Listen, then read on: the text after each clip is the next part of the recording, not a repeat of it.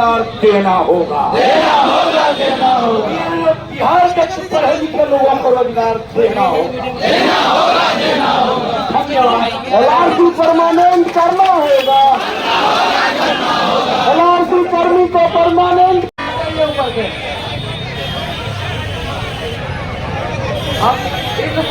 इस मंच पे हम लोग इन सब लोग का हार्दिक अभिनंदन करते हैं। इनको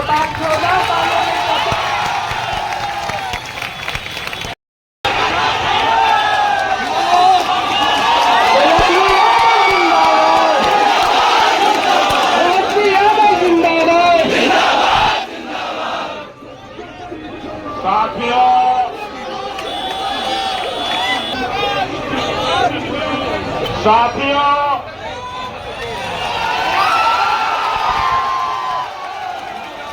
सबसे पहले मैं आप सब लोगों को धन्यवाद देता हूं। धन्यवाद इसलिए देता हूं कि आपने जो ये धरना प्रदर्शन का काम शुरू किया है, ये न्याय के लिए किया है। न्याय के लिए, न्याय के लिए। जो आमरण अनशन पर बैठे हमारे नौजवान साथी हैं, उनके प्रति मैं आभार व्यक्त करता हूं और उनको धन्यवाद देता हूं। आभार इसलिए व्यक्त करता हूं कि आपने अन्य साथियों को अपने संपर्क के लोगों के उत्साह को बढ़ाने का काम किया है कि न्याय के लिए लड़ो, समान अधिकार के लिए लड़ो और अपने हक के लिए लड़ो। जो संवैधानिक संयोग ये अभी अभी मेरे बाईं ओर आके खड़ा हो गई हैं मधु मंजरी जी।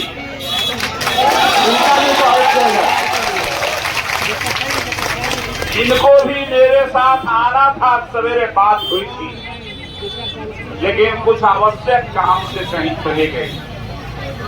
तो मेरे साथी भाई अरुण जी, जो हमारी पार्टी के महासचिव हैं, वो भी आप उनकी बातों को सुना।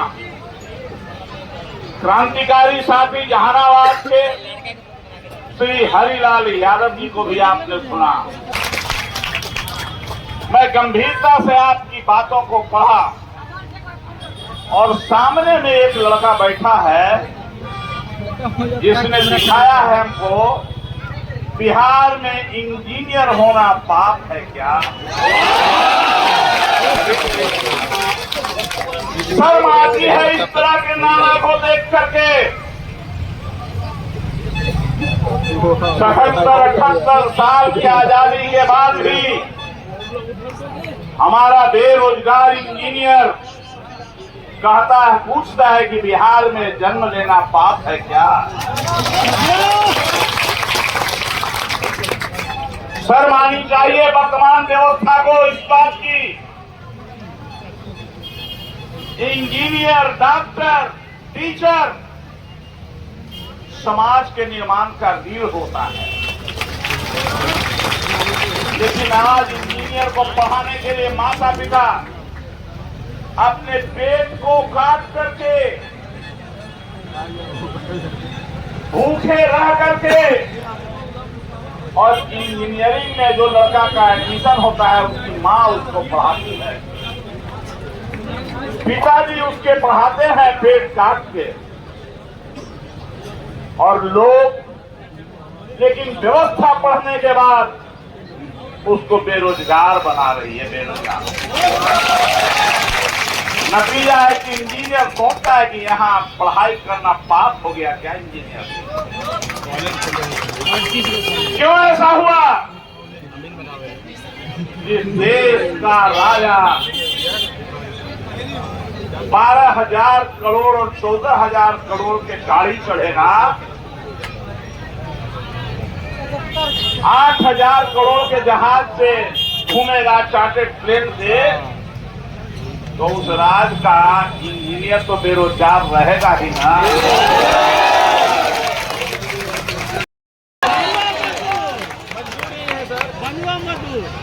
सबके बढ़ रहा है, शिक्षा के क्षेत्र में बढ़ रहा है, स्वास्थ्य कर्मियों को बढ़ाया जा रहा है, लेकिन सब लेकिन थोड़ा गड़ा हवा इतना बुरा तो नहीं। 100 लोगों को टर्मिनेट कर दिया। अरे भाई यही तो तुम जान लो, टर्मिनेशन उसका होता है जिसका नौकरी रेगुलर होता है। तो ऐसी काम मत कीजिए। माननीय मुख्यमंत्री जी, बिहार सरकार के लोगों से आग्रह करना चाहता हूं, समय रहते चेतिए चेतिए चेतिए, और नहीं चेतिएगा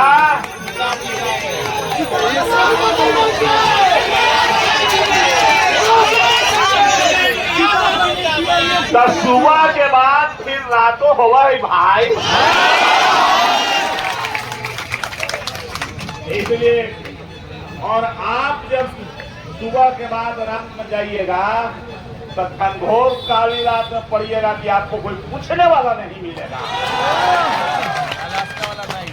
ये नौजवानों का जो आह है वो आपको छोड़ेगा नहीं, लगे ही जाएगा। ये हमारा नौजवान जो अभी PMCH में 4 को भर्ती है हमारे मंथन में, के कारण आप उससे बच करके नहीं निकल सकते हैं, नहीं निकल सकते हैं।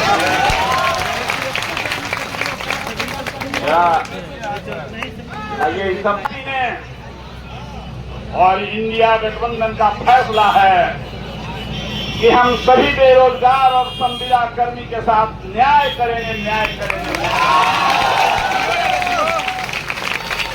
और उसमें पक्षपात नहीं करेगा, समान न्याय की प्रक्रिया लागू होगी।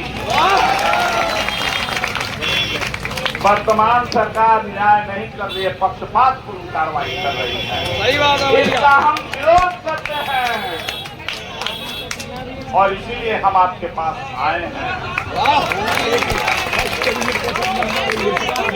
सर हम लोग चाहते हैं सर कि जब भी अगले बार जब आपका सरकार बने सर, तो राजस्व विभाग के जितने भी कर्मचारी हैं सर, निचले स्तर से ऊपर तक सब पे जांच करवाया जाए सर। वो 9 साल से एक ही विभाग में बने हुए हैं सर, खासकर गैसिंग सर के सर।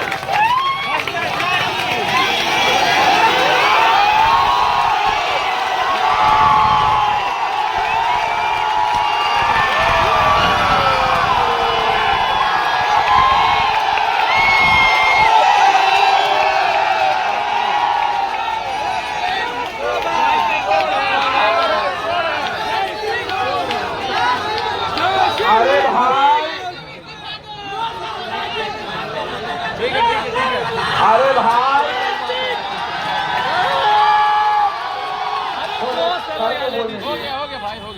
अरे भाई, ये सब इतना दिन रह के मोटा मोटा के गोंगड़ा हो गया।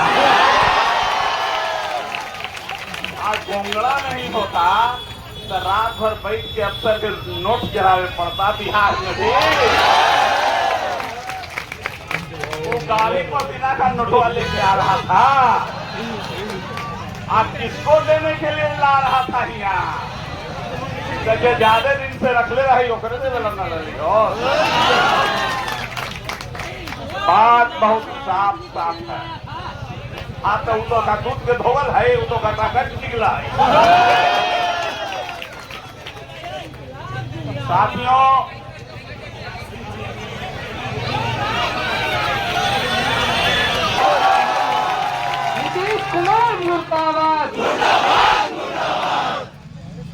एजेंसी का बहाली काय होता है पता आपको? एजेंसी का बहाली है कि इनडायरेक्टली बढ़िया से एकदम से घैला के घैला पार्टी के पार्टी निकालो, आपके नाम पर निकले 44 लगा दो कि तेरे की हम मैं नहीं जाऊंगा। जब तक परमानेंट नहीं करोगे तब तक मेरे गांव में मत।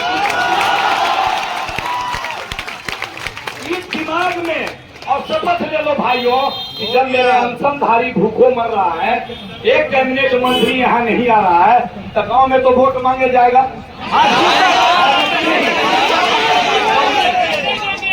तो बिहार जो है रोड हमारा है, तो गाँव हमारा है, नहीं कुछ चलेगा कि नहीं। गाँव में जीत के जान लेंगे कि जो सरकार के आदमी आवेगा हमारे पक्का करने तक घूस न तो निकल चलेगा कि नहीं। आसान है हमारे लिए, तो आसान है कि हमारे लिए आसान है। तो भैया इस देश में दो राजनीति चल रही है, एक जात और एक धर्म। तो न हमको जात चाहिए न धर्म चाहिए, बस हमको परमानेंट चाहिए। युवाओं का कोई जात नहीं होता है, कोई धर्म नहीं होता है। यदि हमको नौकरी होगा तो धर्म करेंगे। ये देश संविधान से चलेगा, गीता से चलेगा। ये देश न कुरान से चलेगा, न गीता से चलेगा, न रामायण से चलेगा, देश संविधान से चलेगा। यदि आप यहाँ बैठे हो, हम बोल रहे हैं, आप नौकरी मांग रहे हो, तो उसका मात्र देन है संविधान। डबल इंजन के सरकार नॉनसेंस मुख्यमंत्री और ये जसवी जो है, दोनों मिलकर संविधान बदलने की तैयारी कर रहे हैं। भैया संविधान बचेगा तब न लड़ोगे, संविधान बचाना जरूरी है। आप लोगों से मेरा आग्रह है कि न्यूटन के गति में तीसरा नियम में स्पष्ट बताया है, भैया पढ़े क्रिया के प्रति विपरीत क्रिया होगा, कर्म नतीज नहीं रहेगा। आप रहोगे, आपके वोट से बनेगा, और आप ऐसा जगह वोट दो कि सबके परमानेंट हो जाए। आप समझदार हो, किसको वोट दोगे आप समझ रहे हो।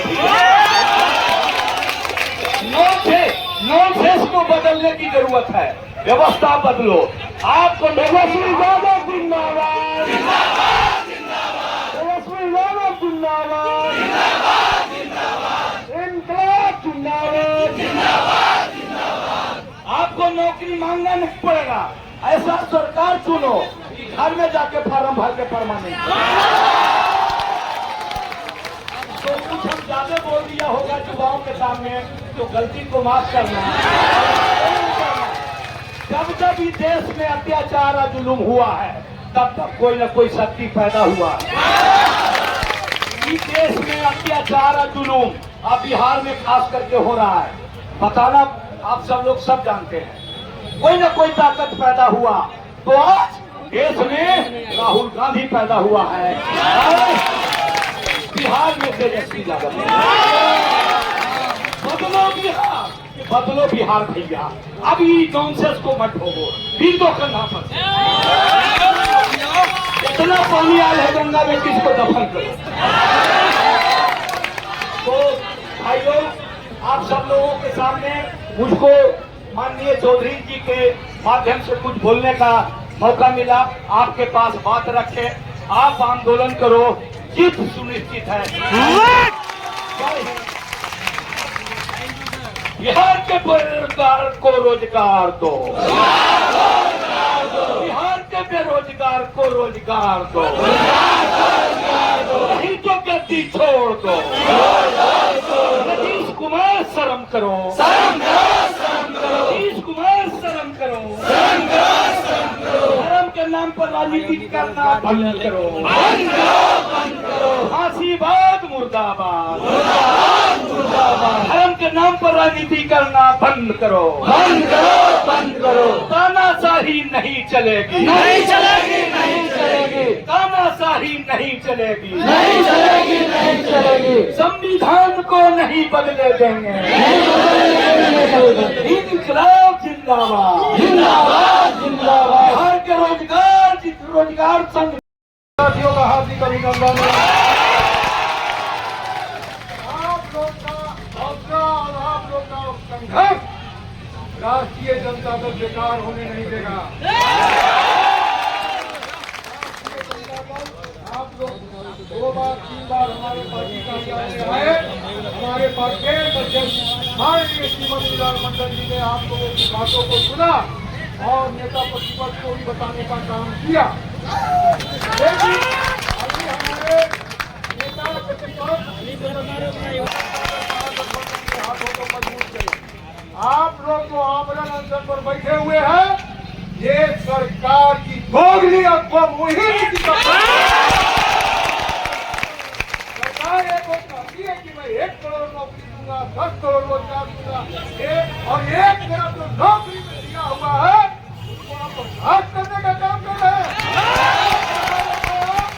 कितने परिवारों को आप भुखमरी के दायरे को पहुंचाने का काम कर रहे हैं। राष्ट्रीय जनता दल आपकी आवाज बनकर सड़क से लेकर सड़क तक लड़ाई लड़ने का काम करेगी। हम ज्यादा नहीं बोलेंगे क्योंकि हमारे सबसे वरिष्ठ पार्टी के राष्ट्रीय उपाध्यक्ष एवं विधानसभा के 2 बार अध्यक्ष रह चुके, पूर्व मंत्री, कारा मंत्री रह चुके माननीय उदय नारायण चौधरी जी है। आपको संबोधित करेंगे और आपको मार्गदर्शन प्रस्तुत करेंगे। जय हिंद, जय भारत, जय आंदोलनकारी, जय राष्ट्रीय जनता दल।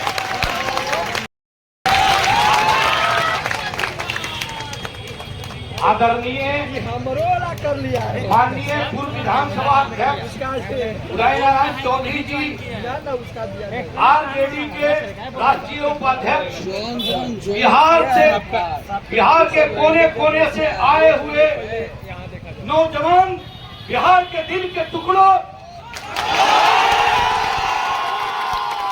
जो हमारे बीच में जो धरनार्थी हैं, अनशन पर प्राण दान देकर के बैठे हुए हैं, मैं उनको इस धरती पर क्रांतिकारी अभिनंदन करता हूँ।